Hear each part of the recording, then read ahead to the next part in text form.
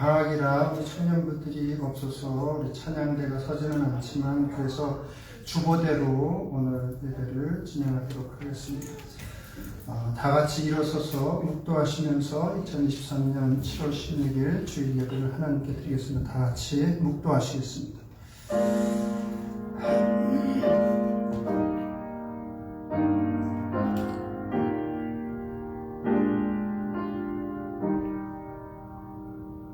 왕이신 나의 하나님이여, 내가 주를 높이고 영원히 주의 이름을 송축하리이다. 내가 날마다 주를 송축하며 영영히 주의 이름을 송축하리이다. 여호와는 광대하시니 크게 찬양할 것이라. 그의 광대하심을 측량치 못하리로다. 아멘. 아버지 하나님, 오늘도 우리에게 이렇게 생명을 주시고 주님의 존귀한 전에 주님께서 거룩하게 구별하신 날 나와서 예배드릴 수 있도록 우리의 몸과 마음을 주관해 주시오 감사드립니다. 아버지 하나님 앞에 온전한 예배를 드리고자 합니다. 우리의 몸과 마음을 겸손하게 주관해 주시고 오직 우리 주 예수 그리스도의 귀하신 이름만 홀로 영광 받으시옵소서. 감사드리며 지금도 이 예배를 주관하시고 기뻐 받으시는 우리 주 예수 그리스도의 이름으로 기도드리옵나이다. 아멘. 아멘. 서신 채 우리 67장으로 하나님께 영광 돌리겠습니다. 67장.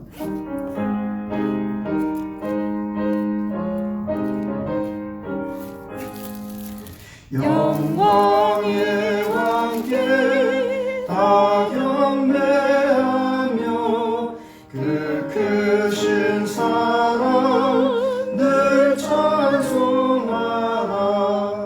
예부터 영원히 창광되시니 그 영광의 주를 다 찬송하라. 능력과 은혜 다 찬송하라. 그 옷은 햇빛 그 집은 궁창 그 노래 소리로 주노하시고 폭풍의 날개로 달려가신다. 저 아름답고 놀라운 일이 가득한 이 땅 다 주의 조화 그 힘찬 명령에 더 잡히나니 저 푸른 바다는 옷자락이라.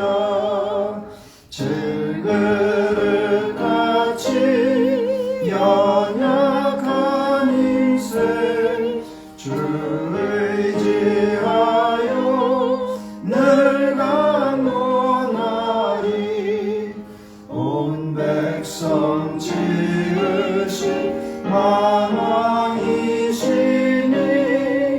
그 자비 영원히 변함없소라.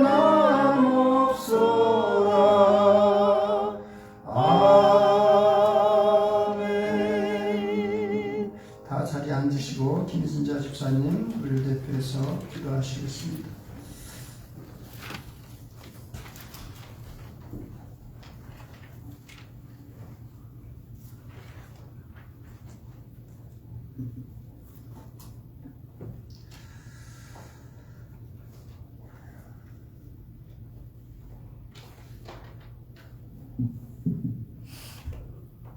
사랑과 은혜가 풍성하신 하나님, 이번 한 주간도 우리 교회와 가정을 지켜주시고 평강으로 인도해 주시니 아버지 감사합니다. 아멘. 여름방학을 맞아 고국 방문과 이곳을 잠시 비운 성도님들 계신 곳곳마다 주님 함께하여 주시옵소서. 아멘. 아버지, 저희가 세상 믿음으로 살아가기에 저희들 너무나 연약합니다.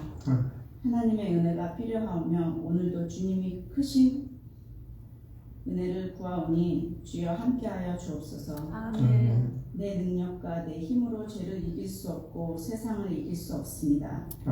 그러나 하나님의 은혜에 힘입어 오늘 하루도 우리 안에 계신 예수님과 동행하면서 주님의 능력에 힘입어 담대히 믿음으로 삶을 살아가게 하시고 아멘. 기뻐하는 삶으로 승리할 수 있게 하여 주옵소서. 아멘. 아버지, 그 기쁨과 승리함을 맛볼 때 아직 믿지 않는 우리 형제 자매, 우리 가족 모두 주님 안에서 기쁨과 승리함을 함께 할 수 있기를 간절히 기도합니다. 아멘. 아버지, 은혜 베풀어 주시옵소서. 아멘. 믿는다고 하는 저희들에게서 본이 되는 행동과 은혜롭고 향기가 나는 말을 할 수 있는 저희들 되게 하여 주시고 아멘. 아버지가 기뻐하는 일에 게으르지 않게 하여 주시옵소서. 아멘. 단에 세우신 이창렬 목사님 위에 영육간의 강건함과 말씀이 선포될 때 하나도 땅에 떨어지지 않게 하여 주시고 교회 안에서 알게 모르게 도움의 손길 주님 기억하여 주시옵소서. 지금 이 시간에도 함께 하시는 주 예수 그리스도의 이름으로 감사히 기도드리옵나이다. 아멘.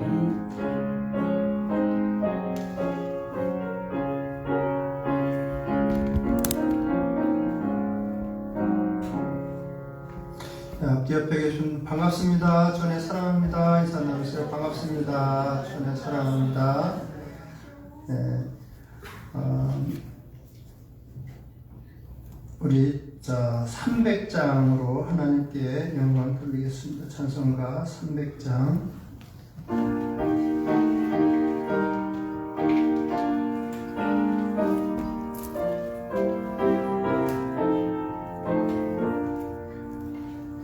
내 맘이 낙심되며 근심에 눌릴 때 주께서 내게 오사 위로해 주시네. 가는 길 캄캄하고 괴로움 많으나 주께서 함께하며 내 짐을 지시네. 그네가 내게 족하네. 그네가 족하네. 이 괴로운 세상 지날 때 그네가 족하네. 희망이 사라지고 친구 날 버릴 때 주 내게 속삭이며 새 희망 주시네. 싸움이 맹렬하여 두려워 떨 때에 승리의 왕이 되신 주 음성 들리네. 그네가 내게 족하네. 그네가 족하네. 이 괴로운 세상 지날 때 그네가 족하네. 번민이 가득 차고 눈물이 흐를 때 주 나의 곁에 오사 위로해 주시네. 환난이 닥쳐와서 어려움 나갈 때 주님의 능력이 뭐 원수를 이기네. 그네가 내게 족하네. 그네가 족하네. 이 괴로운 세상 지날 때 그네가 족하네. 아멘. 오늘 주신 하나님의 말씀은 베드로전서 5장 5절에서 7절 말씀입니다. Today's scripture is the book of 1 Peter chapter 5 verse 5 through 7. 베드로전서 5장 5절에서 7절 말씀입니다. 베드로전서 5장 5절에서 7절. 제가 가진 성경 신약 382쪽인데 우리 같이 천천히 한 목소리로 한번 읽어보겠습니다. 베드로전서 5장 5절에서 7절.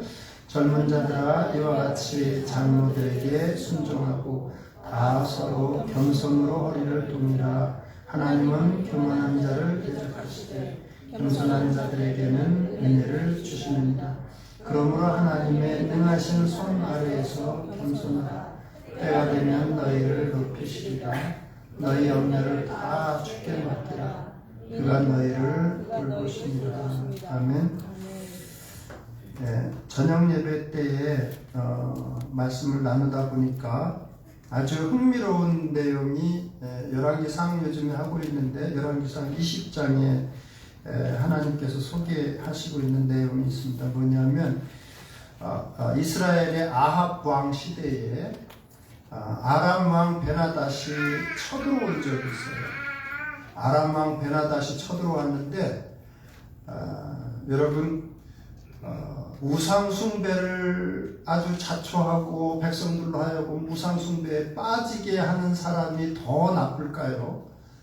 아니면 아주 마음이 지극히 교만한 사람이 더 나쁠까요?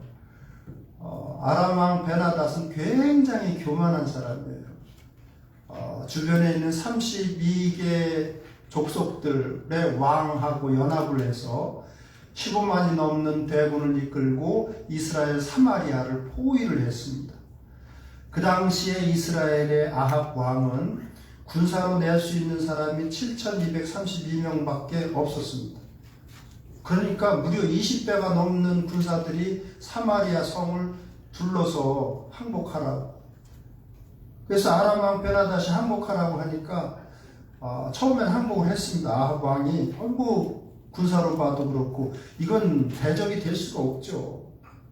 그랬더니 아람 왕이 아주 교만해가지고 니네들 우리가 들어가면 우리가 원하는 대로 약탈할 거야. 쉽게 표현하면 왕궁에서부터 시작해서 하여튼 자기들이 원하는 대로 다 하겠다는 거예요. 죽이고 싶은 사람 죽이고 하여튼 재산도 빼앗을 거 빼앗고 왕궁서부터 시작해서 그거는 또 안 되잖아요. 그러니까 아람 왕이 신하들하고 상의를 하니까 신하들이 안 되겠다고. 이러다가 우리 다 그냥 다 약탈당하고 뭐 죽나 사나 한번 싸워보죠. 자, 그래서 전쟁을 하게 됐어요. 지극히 교만한 사람과 우상숭배를 아주 악하게 하는 사람. 여러분 누가 승리할 것 같아요? 그때 하나님의 선지자를 하나님께서 아합 왕에게 보내십니다.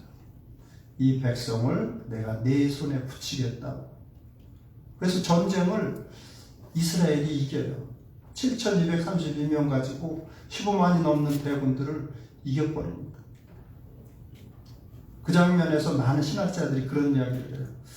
물론 우상 숭배를 하고 우상 숭배를 부추기는 왕도 나쁜 왕이지만 아주 나쁜 왕이지만 그보다 더 하나님께서는 싫어하시는 게 교만이다. 이 아람 왕 베나닷은 그 32명 왕과 함께 전쟁터에 나왔는데 그 앞에서 술판을 벌리고 대낮부터 술판을 벌리고 술에 취해서 있습니다. 너무 교만하니까 하나님의 귀하신 이름을 모욕하고 하나님의 백성들을 모욕하고 뭐 서슴지를 않아요. 그러니까 하나님께서는 그런 교만한 사람을 심판을 하십니다. 그런 걸 보면서 많은 신학자들이 하나님께서 얼마나 교만한 사람을 싫어하시는지를 보여주셨던 전쟁이라고 이렇게 해석을 합니다. 하나님은 우리의 마음과 성품을 중요하게 보십니다. 하나님을 믿고 나면 물론 우리의 행실이나 어느 습관이나 이러한 것들도 우리가 항상 하나님 앞에 기도하면서 순화시켜 나가야 되죠. 또 주변 사람들에게 덕을 끼치도록 이렇게 살아야 됩니다. 그런데 정말 중요한 건 우리의 마음이에요. 우리의 마음이 예수님의 마음을 닮아가야 됩니다. 우리 김신자 집사님 기도하신 것처럼 그렇게 주변 사람들에게 그리스도의 그러한 모습들을 향기를 보이고 향기를 풍겨야 됩니다. 그러기 위해서는 하나님께서 우리는 뭐 그냥 세상 사람들하고 이렇게 살아가고 있지만 항상 하나님 앞에서 사는 사람들 아니에요. 제일 가꿔야 될 게 마음이거든요. 이 중심이거든요. 우리의 마음이 주님을 닮아가야죠. 겸손하고 온유하신 주님을 닮아가야 됩니다. 그래서 사무엘상 16장에도 보면 7절에 다윗을 이제 사무엘 선지자로 하여금 안수하게 하실 때 하나님께서 그렇게 말씀하십니다. 내가 보는 것은 사람과 같지 아니하니 사람은 외모를 보거니와 나 여호와는 중심을 보느니라. 우리는 겉을 이렇게 보죠. 그 사람의 외모가 어떠한지, 신장이 어떠한지, 또 뭐 얼굴을 본다든지 아니면 그 사람의 경력을 본다든지 뭐 배경은 어떤지 그런 것들에 신경을 쓰지만 하나님은 우리의 중심을, 우리의 성품과 마음을 주의 깊게 보신다고 말씀해 주시고 있습니다. 하나님은 어떤 분이세요? 하나님은 성경에서 겸손하고 온유하신 분으로 이렇게 성경은 우리에게 가르쳐주고 있습니다. 예수님께서도 마태복음 11장 29절에 보면 수고하고 28절 29절 보면 이렇게 말씀하십니다. 수고하고 무거운 짐진 자들아 다 내게로 오라. 내가 너희를 쉬게 하리라. 이렇게 말씀하시면서 나는 마음이 온유하고 겸손하니 나의 멍에를 메고 내게 배우라고 말씀하십니다.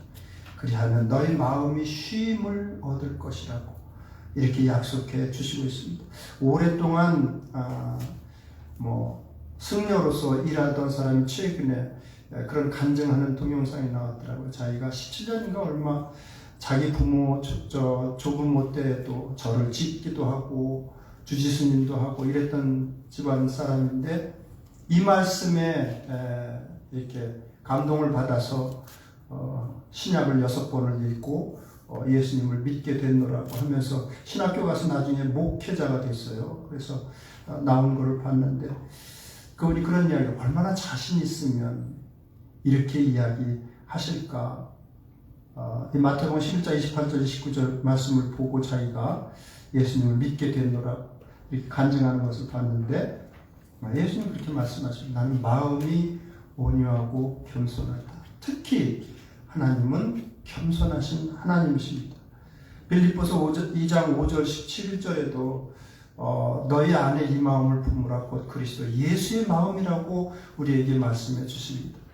예수님은 하늘 위에 보좌에 계신 분임에도 불구하고 하나님과 동등됨을 취할 것으로 여기지 아니하시고 이 땅 가운데 사람의 모습으로 내려오셔서 그것도 죄인의 모습으로 십자가에 달려 죽으셨노라. 겸손하신 예수님에 관해서 말씀해 주시고 있습니다. 우리는 그분의 자녀들입니다. 자녀는 부모를 닮게 되어 있습니다. 누가 뭐라고 해도. 그래서 우리는 하나님 앞에 매달리면서 갖추어야 될 게 이 겸손함입니다. 겸손한 마음이고 겸손한 태도입니다. 하나님께서는 성경 여기저기에서 겸손한 마음을 가진 자녀들에게 이런저런 여러 가지 은혜와 복을 약속해 주시고 있습니다.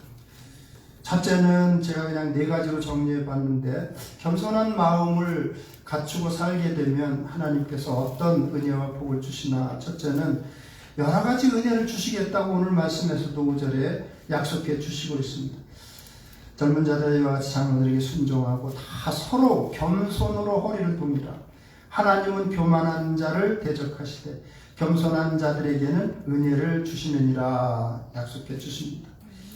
겸손한 마음 위에 하나님께서는 은혜를 부어 주시겠다는 것입니다. 야고보 사도를 통해서도 야고보 4장 6절에 보면 더욱 큰 은혜를 주시나니 그러므로 일렀을 때 하나님이 교만한 자를 물리치시고 겸손한 자에게 은혜를 주신다 하였느니라 이렇게 말씀해 주시고 있습니다. 하나님의 사랑과 은혜와 축복은 겸손한 마음을 가진 자들에게 흘러간다고 성경은 여기저기에서 말씀해 주신 성경을 보면은요 40번 이상 겸손하라고 우리에게 말씀하십니다. 뭐 한두 마디만 말씀하셔도 당연히 우리는 순종해야 되는데 그게 중요하기 때문에 그래요. 40번 이상 겸손하라, 겸손하라 계속 말씀하십니다. 그런 자들에게 은혜를 주시겠다고, 은혜를 베푸시겠다고 계속 약속하십니다. 두 번째는 존귀하게 만들어주시겠다고 약속하십니다. 이런저런 은혜를 주실 뿐만 아니라 겸손한 마음을 가진 자들에게 존귀하게 만들어주시겠다고 6절에 보면 그러므로 하나님 능하신 손 아래에서 겸손하라 때가 되면 너희를 높이시리라. 약속의 하나님은 반드시 지키십니다. 그게 언제가 될지는 몰라요. 어쩌면 세상 가운데에서는 이렇게 높이 되지 못할 수도 있습니다. 그런데 때가 되면 하나님께서는 겸손하게 살아간 자녀들을 높이 만들어 주시겠다고 약속해 주시고 있습니다. 잠언 15장 33절에도 겸손은 존귀의 앞잡이라고, 존귀하게 되기 전에는 그 마음의 상태가 겸손해야 된다는 사실을 말씀은 가르쳐 주십니다. 반대로 교만은 패망의 선봉이라고 그러죠. 넘어짐의 앞잡이라고 말씀하십니다. 넘어지기 전에는 교만한 마음이 일어난다는 거예요. 패망하기 전에는 교만한 마음이 일어난다고 말씀해 주시고 있습니다. 그러니까 굉장히 중요한 내용이죠. 신앙생활하면서 우리가 주님을 닮아가는 문제가 굉장히 중요하고 겸손한 마음과 태도를 갖추는 게 굉장히 그래서 중요합니다. 또 말씀해 보면 깨달음과 지혜를 겸손한 자들에게 주시겠다고 말씀해 주십니다. 잠언 11장 2절에 보면 교만이 오면 욕도 오거니와 망신살도 당한다는 거죠. 교만이 오면 겸손한 자에게는 지혜가 있느니라 이렇게 말씀해 주시고 있습니다. 겸손하게 되면 깨달음과 지혜를 주신다고 말씀해 주시고 있고, 그리고 마지막으로는 회복의 은혜도 하나님께서 겸손한 마음 위에 베풀어 주시겠다고 말씀하십니다. 역대하 7장 14절에 보면 내 이름으로 일컫는 내 백성이 그 악한 길에서 떠나 스스로 겸비하고 기도하여 내 얼굴을 구하면 내가 하늘에서 듣고 그 죄를 사하고 그 땅을 고칠지라 이렇게 약속하십니다.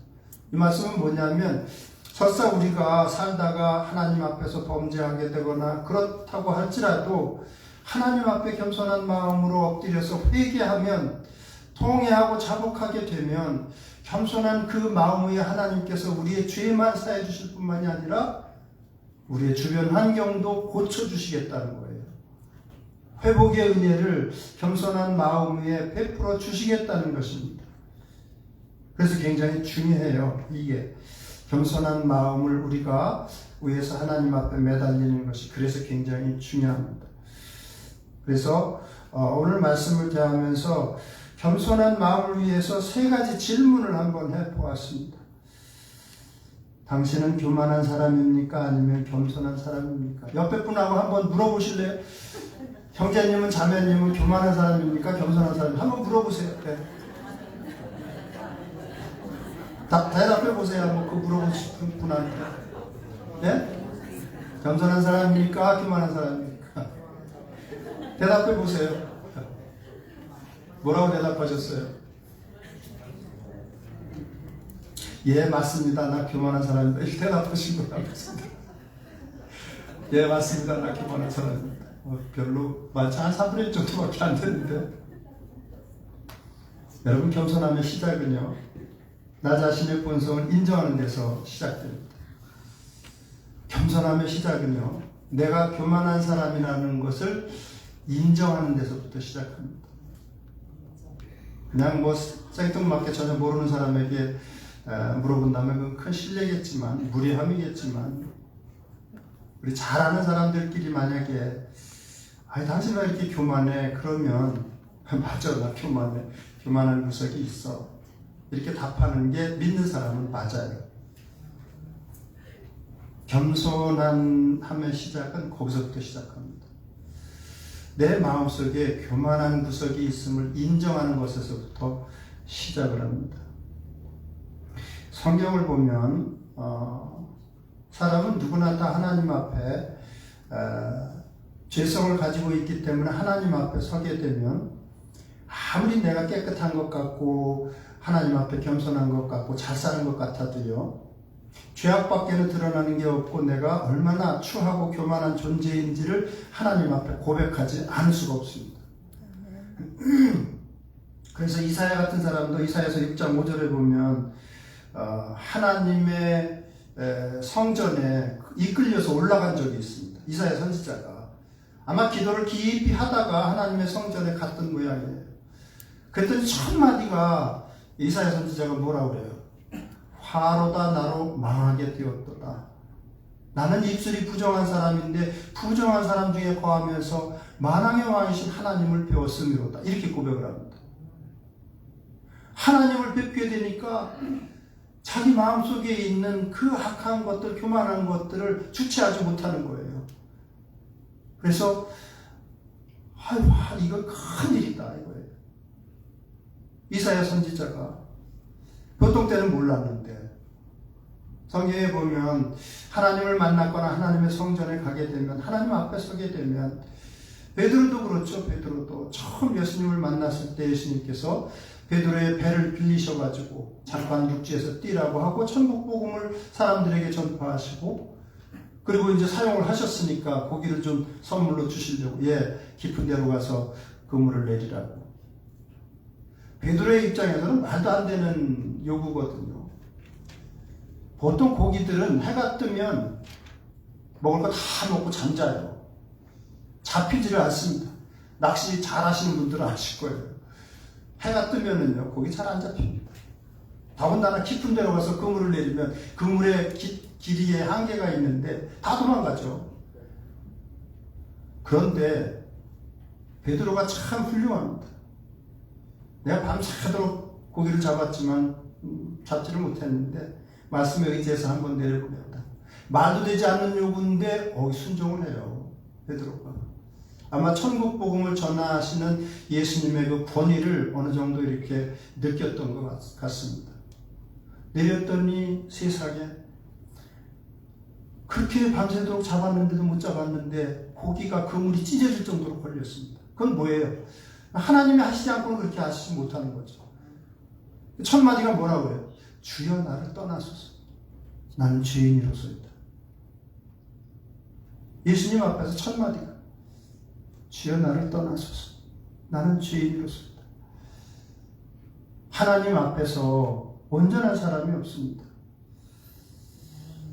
사도 요한도 그렇게 예수님께 사랑을 받았어도요, 예수님을 막상 예수님의 그 본 모습을 뵙게 됐을 때는 그 발 앞에 엎드려져 죽은 자 같이 되었다고 요한계시록에는 기록하고 있습니다.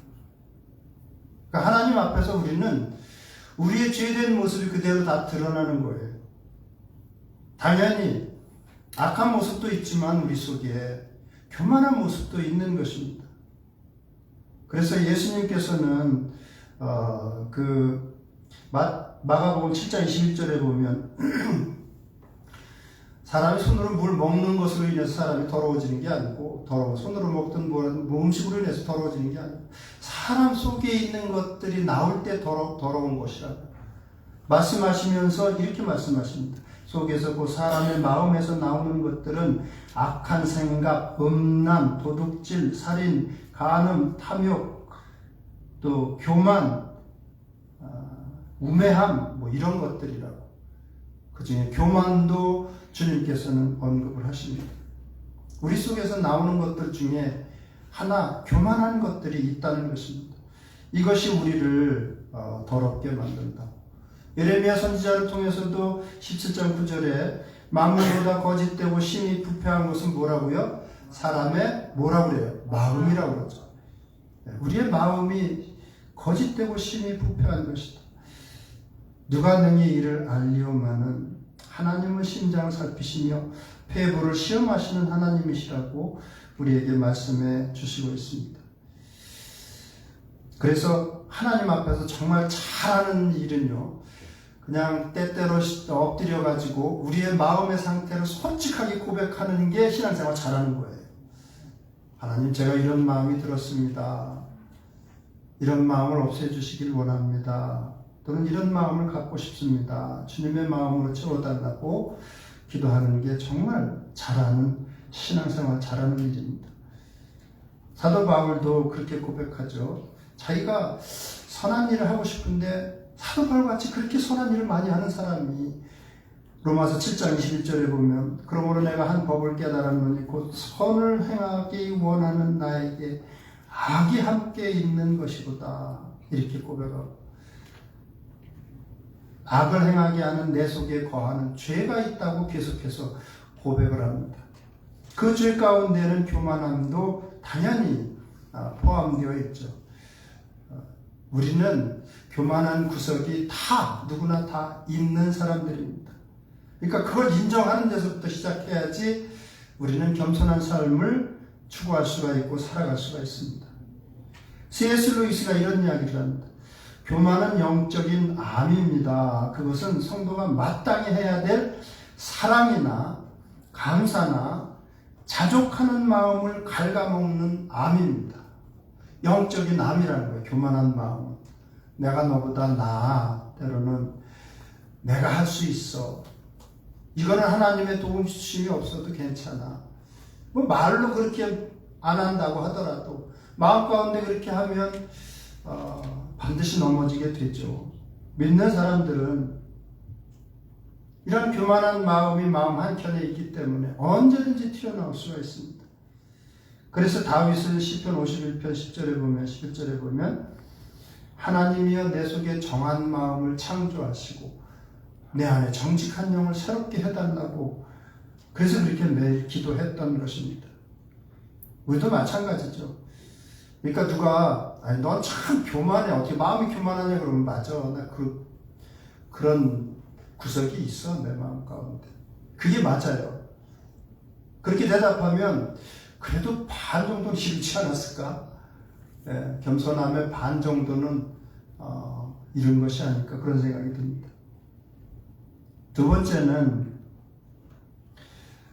겸손한 마음은 어떤 마음인가 하면 하나님 중심의 마음입니다. 그래서 두 번째 질문을 이렇게 정해보았습니다. 당신은 누군가의 무시나 조롱이나 비판이나 환경적인 어려움을 당할 때 잘 순응하고 인내하는 편입니까? 아니면 그런 이야기 무시하거나 조롱당할 때 곧바로 분노하는 편입니까? 부부끼리도 어때요? 무시당하거나 조롱당한다고 생각이 들면 여러분 어때요? 금방 막 그냥 큰 소리로 언성을 높이면서 싸워요? 어때요? 네? 무시당하는 말을 듣거나 조롱당하는 말을 들으면 대부분은 이제 뭐 싸우거나 뭐 분노하거나 그러죠. 왜? 그거 못 받아들이는 거예요. 누가 나를 무시한다거나 그러면 그게 정상적인 반응이겠죠. 그렇지만 하나님 중심의 삶을 살게 되면 일단 인내하게 됩니다. 일단 참게 돼요. 그래서 다윗이 압살롬이 반란을 일으켰을 때 자기 아들이 반란을 일으켰을 때 정말 경황이 없어서 맨발로 피난을 갈 때 시므이라고 하는 못된 사람이 골짜기 건너편에서 다윗을 저주를 합니다. 비로 앉아요, 비로 앉아요. 비천한 자요, 비천한 자요 그런 뜻이에요. 네가 피를 많이 흘려가지고 결국 네가 저지른 죄악들을 다 당한다고 막 저주를 합니다. 가거라 가거라 그러면서 그럴 때 다윗이 부하들이 냉큼 가서 저 녀석의 목을 쳐오겠다고 명령만 해달라고 내버려두라고 하나님께서 하시는 일이니까 저로 하여금 나를 저주하게 했으니까 내버려두라고 하나님 중심의 삶이니까 일단 인내를 합니다. 물론 마음에 상처가 없다고 말할 수는 없죠. 아니 누가 욕을 먹는데 마음에 상처가 없겠어요. 사람은 다 똑같은데 상처는 받죠. 그렇지만 그게 상처가 크게 되지 않는 이유는 하나님 중심의 삶을 살다 보면 그러면 하나님의 뜻이 있으니까 때로는 비판당할 수 있습니다. 우리들은 살다가 보면 오히려 하나님은 그렇게 말씀하셨어요. 모든 사람이 너희를 칭찬하면 너희에게 화가 있다. 세상의 비율을 다 맞춰줄 수는 없습니다. 반대할 건 해야 되죠. 요즘 우리나라도 뭐 동성연애나 이런 것들 인정하고 그러는데 아닌 건 아닌 거죠. 우리가 살아가면서 그렇지만 우리의 모습 때문에 때로는 무시당할 수도 있고 조롱당할 수도 있고 비판당할 수도 있습니다. 또 환경적인 어려움을 갑자기 당할 수도 있습니다. 그럴 때 잘 순응하고 일단 인내하는 편입니까? 아니면 곧바로 분노하고 반박하는 편입니까? 이 질문이에요. 마음이 겸손하게 되면 일단 받아들입니다. 인내합니다.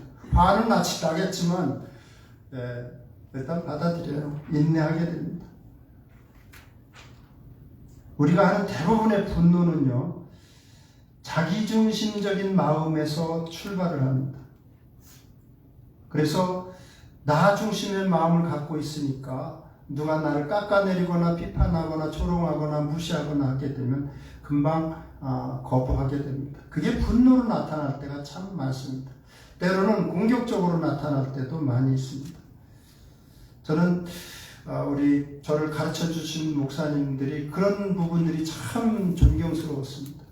선배 목사님들한테 혼났는데 그걸 다 그냥 받아들이는 모습을 보면서 저 모습이 우리가 닮아가야 될 모습이구나 하는 것을 배우게 됐습니다. 말씀해 보면 잠언 29장 22절 23절 보면 노하는 자는 다툼을 일으키고 성내는 자는 범죄함이 많으니라. 사람이 교만하면 낮아지게 되겠고 마음이 겸손하면 영예를 얻으리라. 겸손하면 언젠가 하나님께서 높여주시겠다고 약속을 하셨습니다. 그런데 쉽게 노하는 사람, 분노가 많은 사람은 자기중심적으로 살기 때문에 그렇습니다. 하나님 중심으로 살다 보면 일단 인내하게 돼요. 참게 됩니다. 그래서 미련한 자는 당장 분노를 나타내거니와 슬기로운 자는 수욕을 참느니라. 모욕을 참는다고 말씀은 가르쳐주고 있습니다. 또 잠언 12장 15절에 보면 지혜로운 자는 권고를 듣느니라 이렇게 말씀하십니다. 지혜로운 사람, 겸손한 사람은 권고를 잘 듣는 사람이라고 말씀해 주시고 있습니다. 우리 속에는 교만한 구석이 있어서 다른 사람의 이야기를 잘 듣지를 않으려는 경향이 있습니다. 누구나 다 그런 마음들이 있습니다. 그래서 싫죠. 잔소리 많이 하면 싫죠. 설교도 제가 오래 하면 듣기 싫은 거예요. 힘듭니다. 힘든 일을 하는 거죠. 그런데 하나님 앞에 하나님의 마음을 갖게 되면 잘 듣는다고 가르쳐주고 있습니다. 사도 바울 같은 사람은 에베소에서 복음을 전할 때 내가 이런 마음으로 전했다고 3가지 단어로 표현을 합니다. 그게 뭐냐면 곧 모든 겸손과 눈물과 인내라고. 밀레도에서 에베소 장로들을 불러가지고 그렇게 사도 바울이 고백을 해요. 복음 전할 때 곧 모든 겸손과 눈물이며 유대인의 관계로 말미암아 당한 시험을 참고 주를 섬긴 것과 뭐 이런 내용을 장로들에게 이야기를 합니다. 전도할 때 그렇게 겸손과 눈물과 인내로 많은 수욕을 참아가면서 했다는 거죠. 이 겸손한 사람의 모습입니다. 본인입니다. 겸손한 하나님 중심의 마음과 태도이기 때문에 겸손한 성품은 어떤 일을 당하더라도 일단 인내하고 생각하고 기도하게 됩니다. 우리가 그런 모습이 있는가예요. 스스로를 한번 이렇게 돌아보자는 것입니다. 나는 정말 그럴 때마다 금방금방 화를 내지 않고 일단 인내하고 기도하는가, 나 자신을 돌아보는가. 야고보 사도는 또 그렇게 표현하죠. 우리가 하는 말의 습관이 우리의 영적인 상태를 나타낸다고. 만약 말에 실수가 없는 사람이라면 그 사람은 온전한 사람이라고 말씀해 주고 있습니다. 그러니까 말 실수 잘 안 하면 그 사람은 겸손한 사람이라는 거죠. 비교적 온전한 사람이라고. 그렇지만 그런 사람은 없다고 이렇게 말씀하죠. 마지막으로, 그래서 그게 어떻게 보면 우리에게는 겸손을 훈련할 수 있는 도구예요. 누군가 옆에서 뭐 싫은 소리 하거나 비판하거나 무시하거나 그러면 나를 겸손하게 하시기 위해서 하나님께서 도구로 이 사람을 사용하시는구나. 환경도 마찬가지죠. 갑자기 어떤 교통사고가 난다든지 어려움이 닥치면 내가 겸손하게 되기 위한 상황이구나, 이렇게 생각하면 거의 틀림없습니다. 우리는 그렇게 받아들이면 돼요. 그러면 이런 상황에서 내가 하나님 의지하고 마음을 잘 다스리는 게 주님을 닮아가는 길이구나, 이렇게 생각하면 틀림이 없습니다. 마지막 질문. 당신은 평소에 자주 무릎 꿇고 하나님과 교제하며 하나님을 높이는 삶을 살아가는가? 또 평소에 이웃을 향한 존경을 나타내는가? 평소에 이웃에 대해서 인정하고 칭찬하는 말을 많이 하는가? 아니면 깎아내리고 비판하고 판단하는 말을 많이 하는가? 그건 정말 중요한 문제입니다. 성경은 나보다 남을 낮게 여기라고 항상 말씀은 가르쳐주고 강조하고 있습니다. 겸손에 대해서도 수십 번 하나님께서 강조하시고 있습니다. 겸손한 사람의 삶의 특징 첫 번째는 자주 하나님 앞에 무릎 꿇는 사람입니다. 그게 가장 분명한 아마 증거일 거예요. 제가 이렇게 신앙생활을 오래 하다 보니까 깨닫게 되는 건 그거예요. 칼럼에도 썼지만 제가 오래전에 이제 늦게 신학을 하면서 공부하면서 참 그분의 책을 읽고 이렇게 참 존경스럽고 이랬던 분인데 갑자기 은퇴하고 나서 자꾸 이상한 말씀을 하고 그런 동영상도 만드시고 그래요. 그래서 왜 저러실까? 물론 우리는요, 나이가 들어간다고 해서 신앙의 연륜이 쌓여간다고 해서 교만이 사라지는 건 아닙니다. 우리가 알아야 될 사실은 그 사실이에요. 교만한 마음은 나이가 들어간다고 해서 잘 관리되는 것이 아닙니다. 언제든지 우리 속에 있는 교만은 퉁그러져 나올 수 있습니다. 신앙의 연륜이 오래돼도요, 마찬가지입니다. 다윗같이 끝까지 겸손하게 하나님 앞에 엎드리지 않으면 그 교만이 언제 터져 나올지 몰라요. 우시야 왕 보세요. 52년 동안 왕으로 있었는데 젊었을 때는 하나님 잘 섬기고 겸손하게 섬겼습니다. 나이 들어서 거의 그의 재위 말년에 엉뚱한 짓을 하잖아요. 마찬가지, 저와 여러분들도 마찬가지예요. 예외가 아니에요. 나이가 있고 신앙의 연륜이 오래되었다고 해서 우리가 겸손하게 되고 온유하게 되고 자동적으로 그렇게 되는 건 아니에요. 신앙생활에서 깨달은 것은 우리의 마음 가운데는 항상 그 교만한 구석이 있다는 거예요. 남아있다는 거예요. 그래서 항상 하나님 앞에 엎드리고 하나님 앞에 다윗처럼 정한 마음을 내 속에 창조하시고 내 안에 정직한 영을 새롭게 해달라고 하나님 겸손한 마음으로 오늘도 행하게 해달라고 기도하지 않으면 저와 여러분은 언제든지 교만한 마음으로 어디 가서든지 쓸데없는 분노를 터뜨릴 수도 있고요. 안 해야 될 말을 할 수도 있고요. 얼마든지 실수하면서 살아갈 수 있습니다. 그러니까 그게 중요해요. 사단의 마음은 이사야서 14장 13절 14절에 이렇게 하죠. 사단이 이렇게 고백을 합니다. 네가 내 마음에 이르기를 내가 하늘에 올라 하나님의 묵별 위에 내 자리를 높이리라. 내가 북극 지폐의 산 위에 앉으리라. 가장 높은 구름에 올라가 지극히 높은 이와 같아지리라 하는도다. 피조물이 하나님과 같아지겠다는 거예요. 지음받은 것이 지으신 창조주와 같아지겠다는 것입니다. 누구의 마음에? 그런 마음이 우리 속에 있다는 것입니다. 무서운 사실이에요. 그렇지 않아요, 여러분? 우리 속에도 우리는 티끌인데, 진흙인데, 진흙덩어리인데 하나님의 은혜로 하나님께서 하나님의 선한 것들을 집어넣어 주셔서 그렇지. 그런데도 우리는 틈만 나면 정말 하나님과 같이 세상 가운데서 높아지려고 합니다. 조금만 나를 낮추게 조롱하거나 무시하면 팍 튀어오릅니다. 우리 속에 교만한 구석이 남아있다는 증거입니다.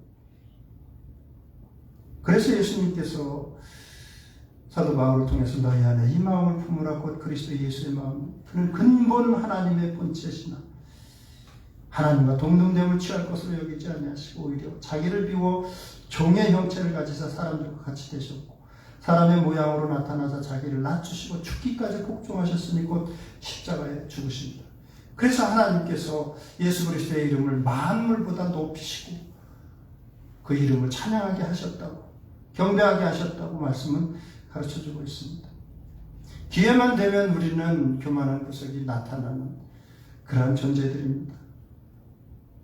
겸손이라고 하는 마음은 하나님의 마음이고 우리 속에서 나오는 마음이 아니기 때문에 그래서 우리가 자주 엎드려야 됩니다.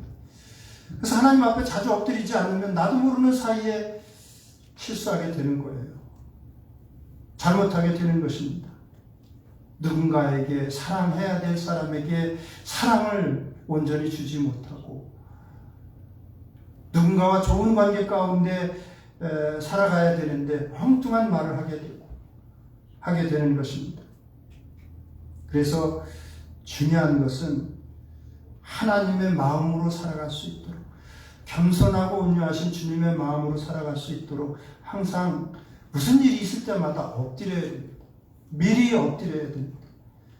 그래서 요한일서 5장 4절에 보면 무릇 하나님께로부터 난 자마다 세상을 이기느니라. 세상을 이기는 승리는 이것이니 우리의 믿음이니라 이렇게 말씀하십니다. 믿음으로 주님 앞에 자주 엎드리고 주님 의지하면서 주님의 겸손함으로 세상을 밝게 만들어 가시고 또 하나님을 기쁘시게 하는 모두가 되시기를 주님의 이름으로 축원합니다. 기도하시겠습니다. 살아계신 아버지 하나님, 우리에게는 정말 중요한 겸손과 교만에 관한 내용을 짧게 나누었습니다. 아버지 하나님, 언제든지 우리는 방심하면 우리 속에 있는 교만함이 튀어져 나오는 것을 저희들 잘 알고 있습니다. 성령께서 우리 속에 계시니 항상 우리 주님 앞에 무슨 일이 있을 때마다 어느 자리에 서든지 누구를 만나든지 주님의 그 놀라우신 능력 힘입어서 겸손하게 온유하게 대하며 살아갈 수 있도록 우리를 항상 변화시켜 주시고 우리의 마음을 주관해 주시옵소서. 감사드리며 함께 하시는 우리 주 예수 그리스도의 이름으로 기도드리옵나이다. 아멘. 이 시간 봉헌 시간인데 봉헌님들 앞으로 나오시기 바랍니다.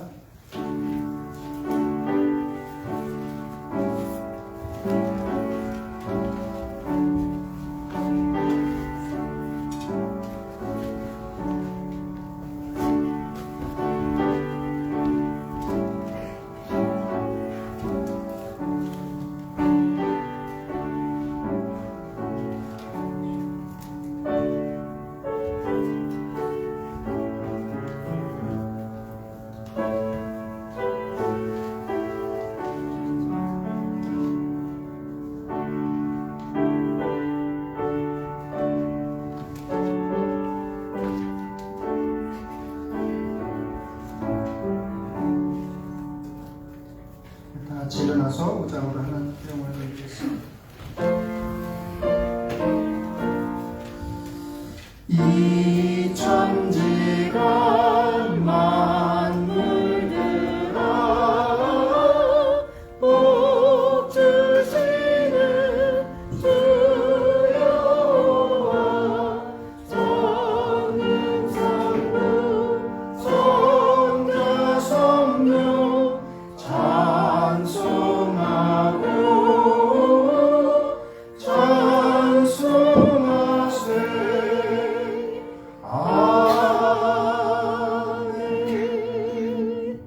아버지 하나님, 지난 한 주간 동안도 우리의 삶, 우리의 가정 지켜주시고 보호해 주시고 또 필요한 것들 넉넉하게 공급해 주심에 감사를 드립니다. 감사하는 마음으로 아버지 하나님 앞에 헌물을 드립니다. 믿음으로 드리는 귀한 지체들, 가정들 주님께서 하시오니 약속하신 대로 하늘의 영원한 것으로 예비해 주시고 또 또 이 땅에서 필요한 것들 생길 때마다 좋은 것으로 또 넉넉하게 공급하여 주시옵소서. 이 물질이 쓰여지는 곳곳마다 하나님의 영광이 드러나게 하시기를 원하고 감사드리며 함께 하시는 우리 주 예수 그리스도의 이름으로 기도드리옵나이다. 아멘. 우리 288장 힘차게 부르고 축도함으로 예배를 마치도록 하겠습니다. 288장.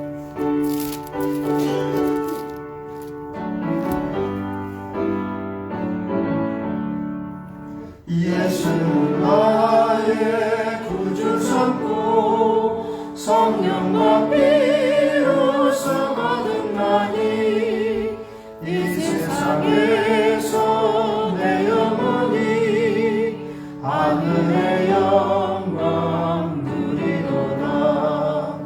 이것이 나의 간증이요 이것이 나의 나 사는 동안 끊임없이 구주를 찬송하리로다. 온전히 주께 맡기세요.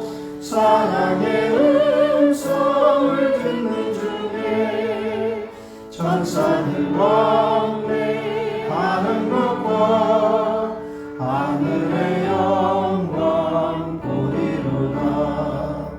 이것이 나의 간증이요 이것이 나의 찬송일세. 나 사는 동안 끊임없이 구주를 찬송하리로다. 주 안에 기쁨 누림으로 마음의 풍랑이 잔잔하니 세상과 나를 간곳 없고 구속한 주만 보이도다. 이것이 나의 간증이요 이것이 나의 찬송일세. 나 사는 동안 끊임없이 구주를 찬송하리로다. 아멘. 기도하시겠습니다. 지금은 우리 주 예수 그리스도의 은혜와 하나님 아버지의 극진하신 사랑하심과 성령님의 감화 감동하시며 충만하신 은총이 이 자리에 있는 모든 성도들과 그 가정과 일터 위에 이제부터 영원토록 함께 하시기를 우리 주 예수 그리스도의 이름으로 축원하옵나이다.